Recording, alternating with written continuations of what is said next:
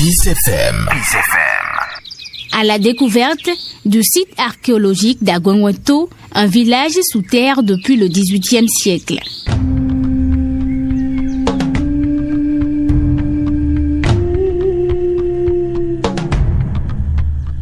Avez-vous une fois entendu parler du village d'Agwengweto? Peace FM vous amène à la découverte de ce site archéologique presque unique dans la sous-région ouest-africaine qui mêle à la fois l'histoire, l'art de la guerre ainsi que les croyances de la religion endogène vaudou.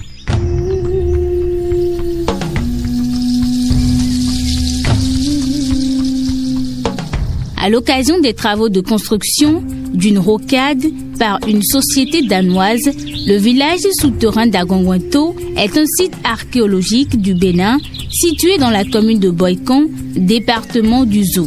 Il est à 9 km d'Abomey et 15 km de Cotonou.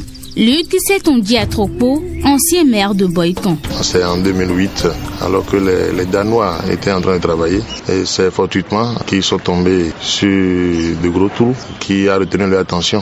Donc, du coup, ils se sont dit que ça ne doit pas être anodin.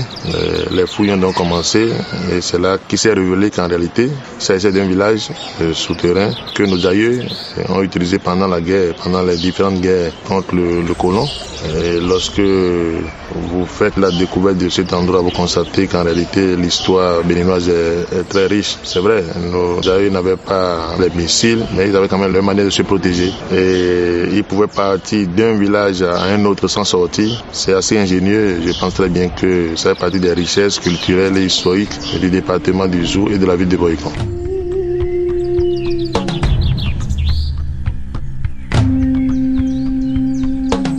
Vous êtes les bienvenus dans le village souterrain d'Agwengweto. Mon prénom c'est Théodore et ensemble nous allons visiter le musée. C'est Théodore Kossi Atrokpo, guide et responsable du site qui nous conduit dans cette visite.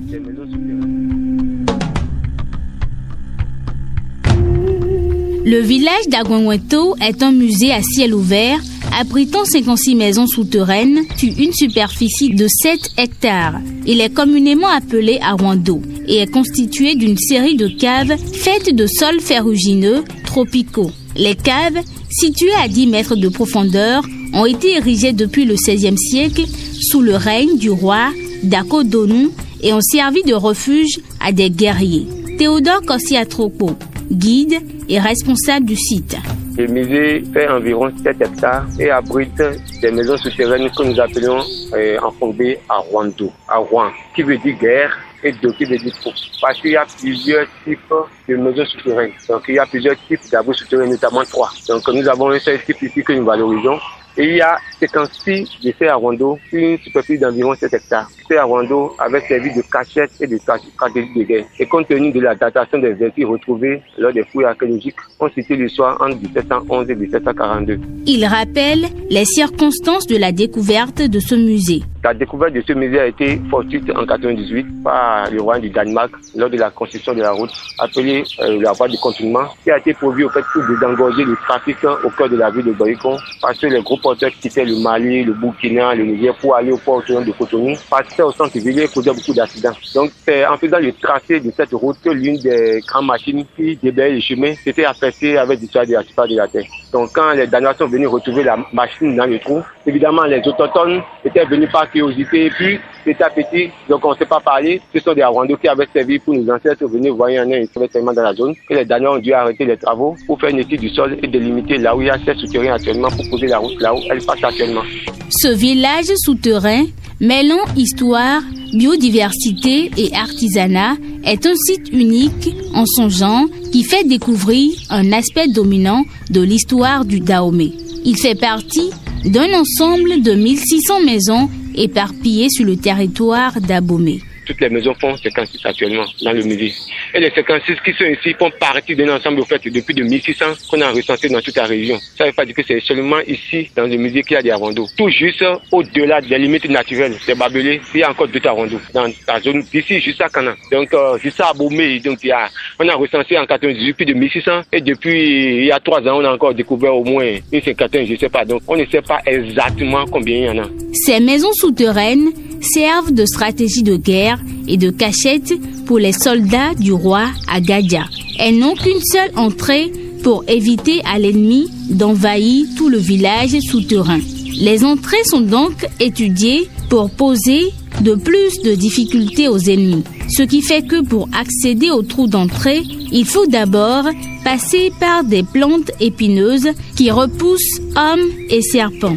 L'une de ces 56 maisons souterraines porte un totem qu'il faut respecter quand on va sur le site. La visite de cette dernière est interdite à toute personne vêtue de rouge ou possédant sur elle un objet de couleur rouge. Même si on ne connaît pas jusqu'à nos jours les réelles raisons de cette légende. Depuis tout petit, on nous a dit de jamais venir ici en rouge, on a respecté. Ça fait un. Et c'était un code pour les ennemis. Celui qui était vu en rouge dans la zone était assassiné, passé plus comme ennemi. D'autres ont dit, c'est parce qu'on a dit qu'il y a une divinité qui protège cette maison qui refuse le rouge. Donc il y a plusieurs versions. Le port du rouge est interdit. Maintenant, pourquoi? C'est là que les versions diffèrent.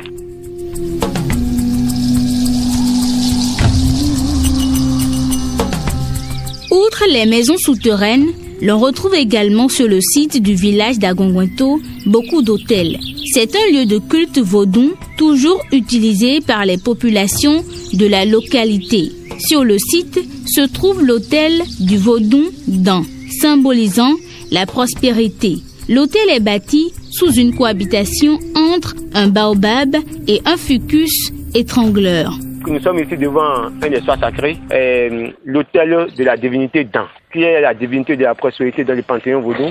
Et l'hôtel de cette divinité est posé sous 2 arbres, un baobab et un fucus étrangleur. La dernière cérémonie a eu lieu ici le dimanche dernier. Les descendants étaient venus faire une cérémonie annuelle. Ils ont fait une cérémonie qu'on appelle Tedoulou dans les familles là. Ça a été fait le dimanche dernier. Donc l'hôtel de la divinité est posé sous 2 arbres. Le baobab qui est au milieu et autour du baobab un fucus. Longtemps connu du public béninois, la découverte du village d'Agongwento fut le fruit d'un hasard et non des recherches scientifiques.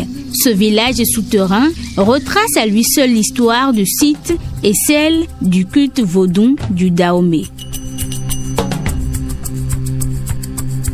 99.3 FM. Un temps d'avance.